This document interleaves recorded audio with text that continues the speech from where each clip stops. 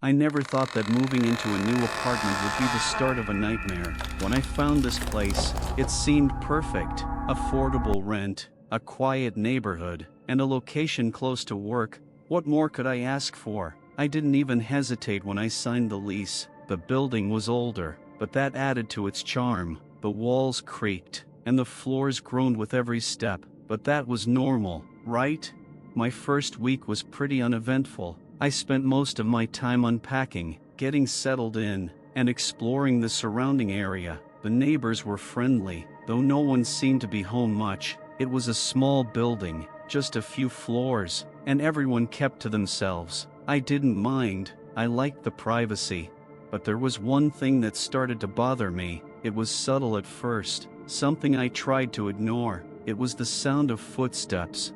It was hard to pinpoint at first. The building was old, after all, and sometimes the walls would creak and groan as if the house itself was alive. But this was different. It wasn't the sound of the building settling, it was too rhythmic, too deliberate. Every evening, just as the sun started to set, I'd hear it, light footsteps always on the floor above me.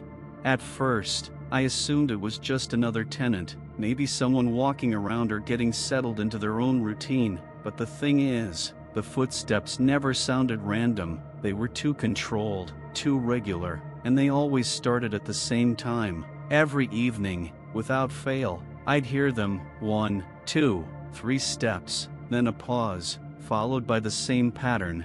It wasn't until the third or fourth night that I began to realize the footsteps weren't coming from above me. They were coming from the apartment next door.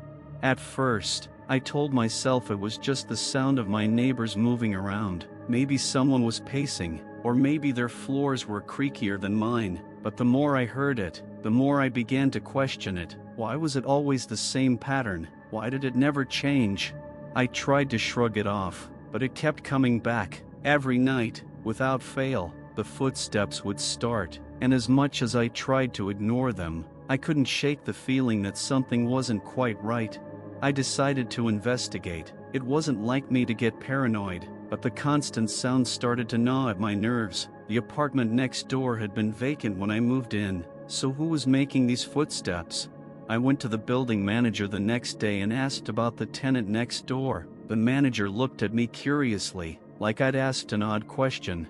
"Oh, there's no one living there right now," she said. "That apartment has been empty for months." I froze. "But I hear footsteps," I stammered. "Every night, I'm sure of it. It's coming from that apartment."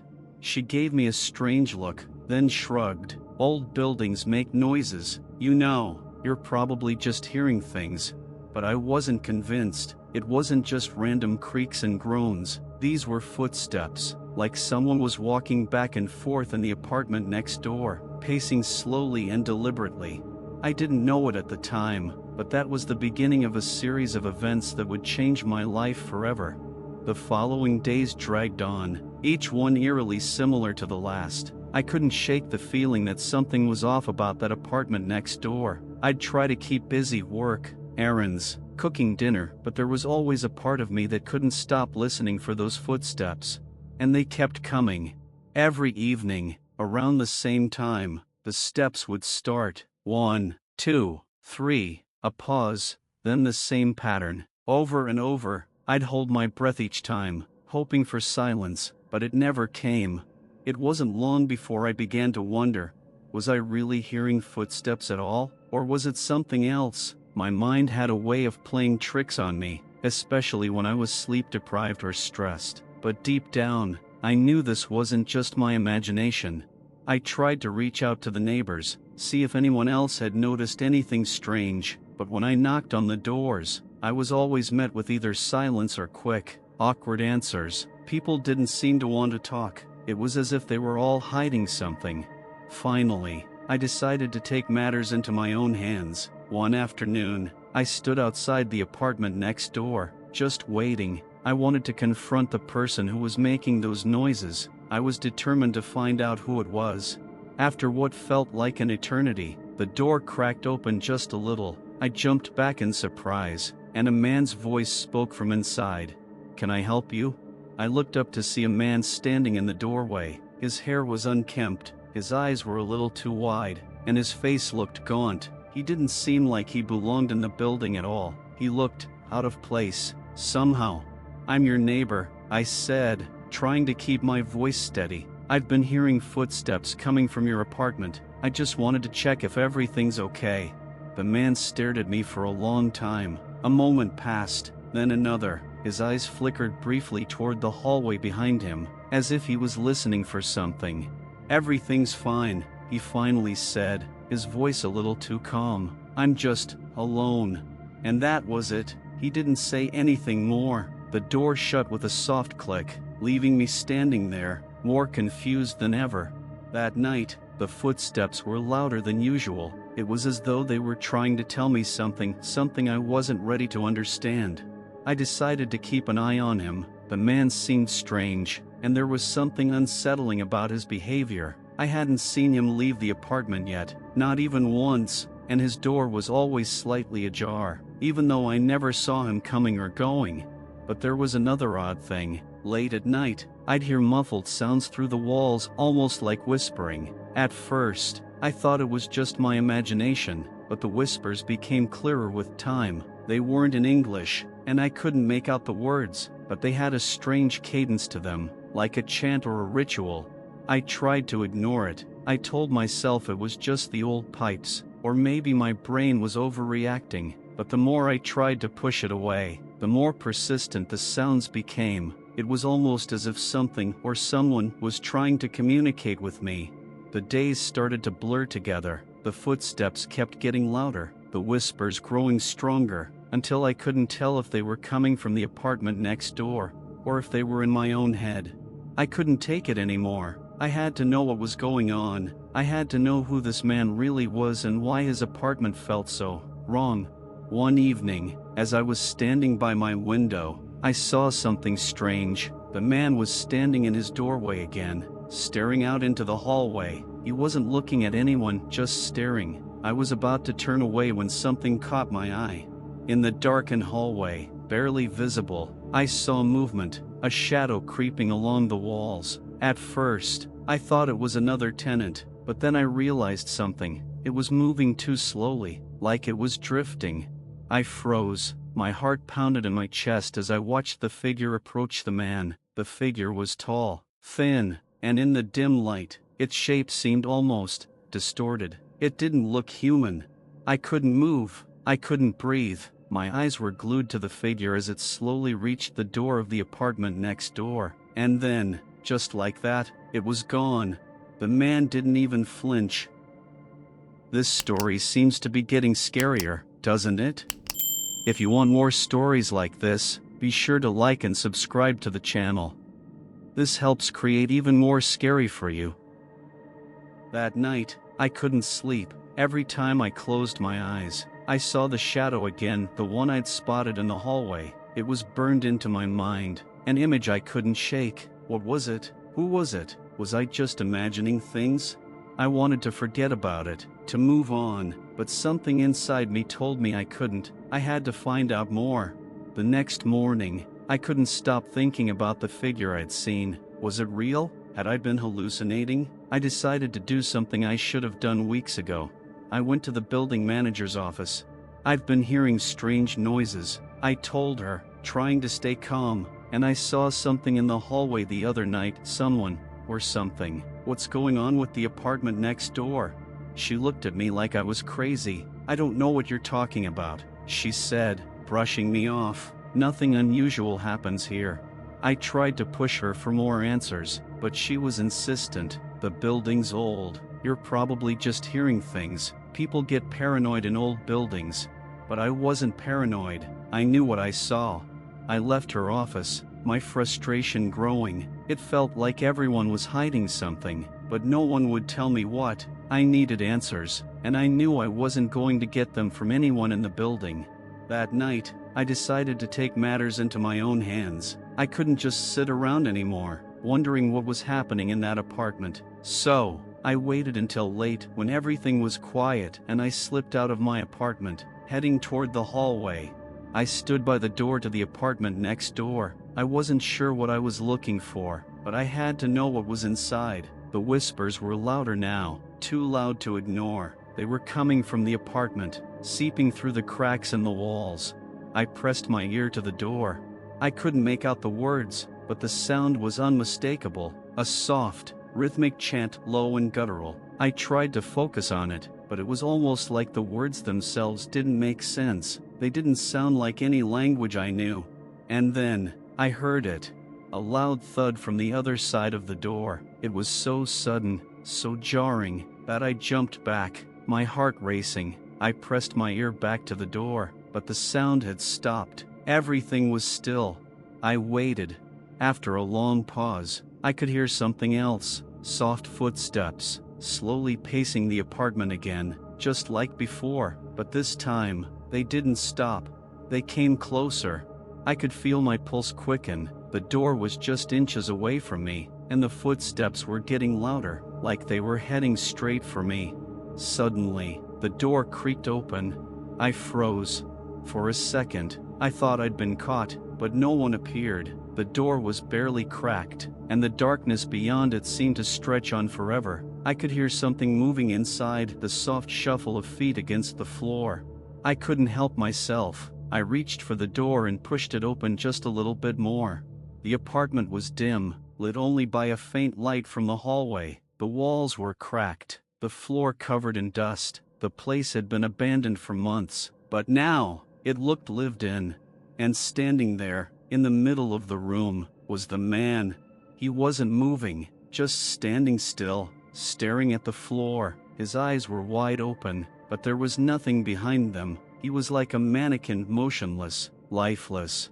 I wanted to scream, but my voice was trapped in my throat. I took a step forward, and my foot brushed against something on the floor. I looked down.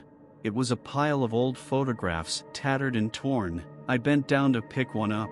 It was a picture of the man, but there was something off about it. In the background, there was a shadow, a tall, thin figure, just like the one I had seen in the hallway. It wasn't just a trick of the light. The figure was real. It was standing right behind him in the photo.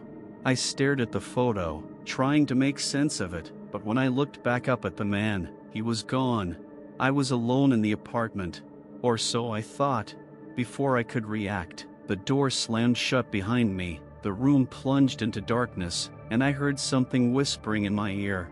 "You shouldn't have come here." I spun around, but there was no one there. The whispering grew louder, more frantic. It wasn't coming from the walls anymore, it was coming from inside my head. I wanted to run, but my legs wouldn't move. My heart was pounding in my chest as I realized I was no longer alone in the room. Something was standing behind me. I could feel it. I could feel my breath quicken as the darkness pressed in around me. The whispers weren't just in my head anymore, they were in the room, wrapping around me like a physical presence, suffocating me. "You shouldn't have come here." The voice was low, distorted, like 1,000 whispers merging into one. My blood ran cold. The sound wasn't just coming from behind me, it was coming from everywhere. I spun around, searching for the source, but there was nothing there. The room was empty, except for me and the pile of old photographs scattered on the floor. My heart hammered in my chest as I reached for the door, desperate to escape. My fingers brushed the handle, but the door wouldn't budge. It was as if it had become a part of the wall itself, fused shut by some invisible force. I was trapped. The whispers grew louder, more frantic, echoing off the walls in a maddening chorus. I pressed my hands to my ears, trying to block them out, but it was no use. The words twisted in my mind like a sickening chant. The voices spoke in a language I didn't understand, but I knew it wasn't meant for me. It was meant for someone else.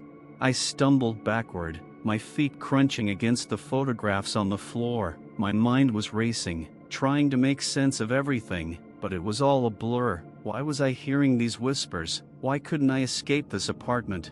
And then I saw it. In the far corner of the room, hidden in the shadows, was a door. I hadn't noticed it before. It was small, almost hidden behind a pile of old furniture. It looked like it had been sealed shut for years, but there was something about it that drew me in. Something wrong. I knew I shouldn't go near it. My instincts screamed at me to run, to get out of the apartment and never look back, but something deep inside me urged me to move toward the door. It was like a force I couldn't resist, pulling me in, making me take that first step. I reached out for the handle. It was cold, unnaturally so, like the door had been frozen over. As soon as my fingers made contact, a surge of energy shot through me, sharp, electric, almost painful. My head spun as I tried to open it, but the door wouldn't give. It was like a puzzle, and I had to figure out how to unlock it. I remembered the photographs, the one I had picked up, the one with the shadow in the background. The figure in the photo looked like it was standing by the door waiting, watching. I placed my hand on the cold surface again, this time pressing harder, trying to force it open, and then, with a soft creak, the door shifted. A crack of light broke through the darkness, the whispers stopped. I took a step back, heart pounding. The door wasn't just an entrance to another room, it was a threshold to something else, something I wasn't ready to face, but I had already come this far. I pushed the door open, slowly, cautiously, as if afraid the very act of opening it would unleash something terrible. The air behind the door was thick, stale, and smelled of something rotten. It was dark, almost pitch black, and I couldn't see a thing, but the moment the door creaked open, the whispers returned louder than ever. "You shouldn't have come here." I stepped forward into the darkness.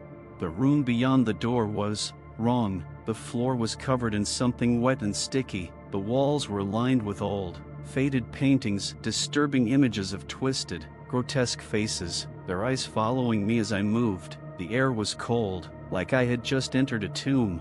I felt my stomach churn. This wasn't an ordinary room. This was a place where things went to die, a place where the rules of the world didn't apply. I reached for my phone, but it slipped from my hands, the screen flashing wildly as it hit the floor. I didn't have time to pick it up. Something was moving in the darkness. A figure emerged from the shadows, tall, thin, with long, spindly limbs, the same shadow I had seen before, the one that had followed me through the hallways, the one that haunted my thoughts. It wasn't human. The figure loomed in front of me, and for a moment, I couldn't move. I couldn't breathe. It was like my body had frozen in place, paralyzed by terror. And then, I heard a voice, low and guttural, coming from the thing in front of me. "You shouldn't have found me." I backed away, but my legs wouldn't obey me. The figure reached out a long, bony hand and grabbed my arm, its fingers like ice. I could feel its cold touch seeping through my skin, freezing me from the inside out. "Now, you belong to me," it whispered. I screamed, but no sound came out. The world around me began to distort, twisting and warping like a bad dream. The floor beneath me shifted, and I felt myself falling into an abyss, swallowed by the darkness. And then, everything went silent. I woke up in darkness. At first, I wasn't sure where I was. The air was thick with cold, and the silence was suffocating. It felt like I had been asleep for hours or maybe days. My head throbbed, my body aching as if I had been tossed around in a storm. I tried to move, but my limbs felt heavy, like I was trapped under some invisible weight. Then I remembered. The figure, the door, the whispers.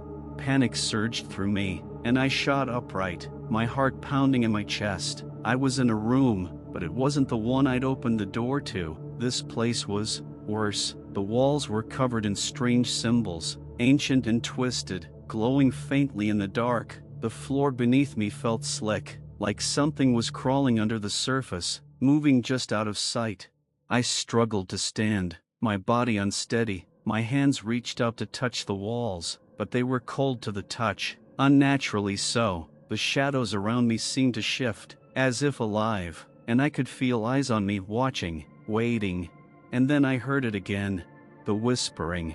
It wasn't just coming from one direction anymore. It was everywhere, in my head, in the walls, behind me, in front of me. It was a voice, no, voices speaking in a language I couldn't understand. But they weren't just speaking, they were calling me, beckoning me deeper into the darkness.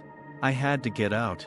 I didn't know how, but I had to escape. I ran blindly, my footsteps echoing in the oppressive silence. My breath came in ragged gasps as I stumbled through the darkened hallways. I could feel the temperature dropping, the walls pressing in on me, squeezing the air out of my lungs. The whispers followed me, growing louder, more insistent.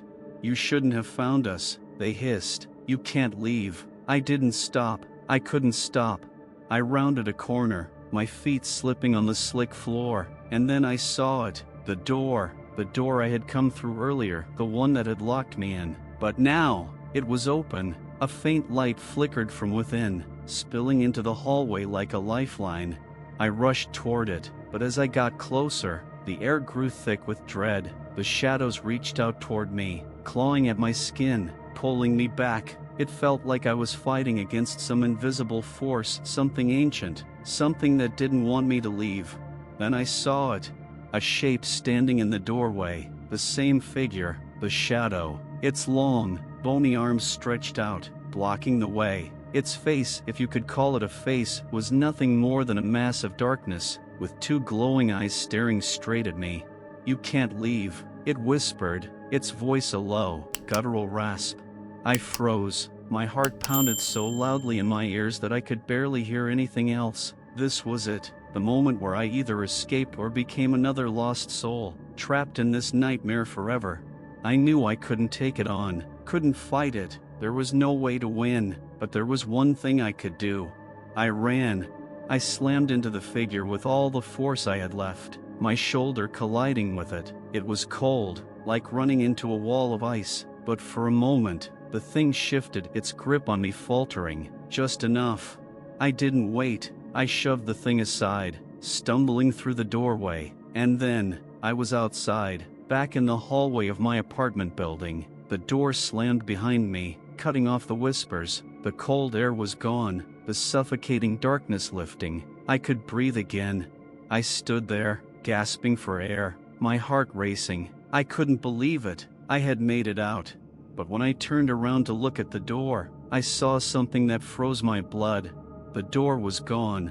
The hallway that had led to it was just empty space. No door, no apartment, just a blank wall. I blinked, trying to make sense of it, but then, I heard something behind me, soft footsteps, slow, deliberate. I whipped around, but there was no one there. The whispers had stopped, but I could feel something still watching me, and though the apartment had vanished, I knew it wasn't over. I had escaped. Yes, but whatever had been in that building, whatever had followed me, haunted me, tried to trap me, it wasn't gone. It was still out there, waiting. And now, it was coming for me. Don't forget to like, comment your thoughts on this terrifying story, and subscribe for more spine-chilling horror tales.